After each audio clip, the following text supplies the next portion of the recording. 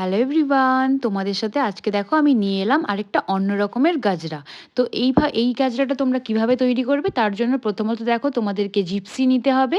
আজকে আমি ব্যাঙ্গালোর জিপসিটা পাইনি, এই নর্মাল দেশি জিপসিটাই পেয়েছি।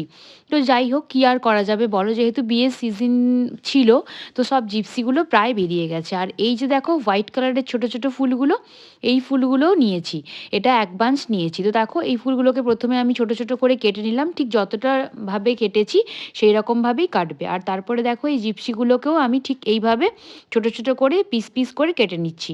তো তারপরে দেখো জিপসিগুলোকে আমি ঠিক ওইভাবে ধরবো, আর চারটা কি পাঁচটা করে এরকম ফুল নেব, দিয়ে তারপরে আমি রাবার ব্যান্ড দিয়ে ভালোভাবে ওটাকে একটা বাঞ্চ টাইপের বানিয়ে নেবো। তারপরে দেখো এইভাবে আমি নিয়ে ওই প্রত্যেকটার মধ্যে ওরকম দুটো তিনটে করে ব্যাঙ্গালোর জিপসি আর এই হোয়াইট কালারের ফুলগুলো নিয়ে তার মধ্যে হচ্ছে আমি রাবার ব্যান্ড দিয়ে এভাবে বাঞ্চ তৈরি করে নেব। তো দেখো আমার প্রায় ৮ থেকে ৯খানা বাঞ্চ তৈরি হয়েছে।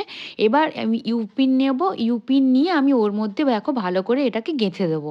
তো ইউপিন নিয়ে গেঁথে দিলে আমি চুলের মধ্যে যাতে আটকাতে পারবো। তো এইভাবে তোমরা রেডি করে নিবে। এইভাবে প্রত্যেকটাকে রেডি করে তোমরা চুলের মধ্যে গেঁথে দেবে। তো দেখো আমার হেয়ার ডেকোরেশনটা কেমন হয়েছে আমাকে অবশ্যই জানিও, আর আমার মডেলকেও কেমন লাগছে তোমরা অবশ্যই জানিও। আজকে এইটুকুই, টাটা।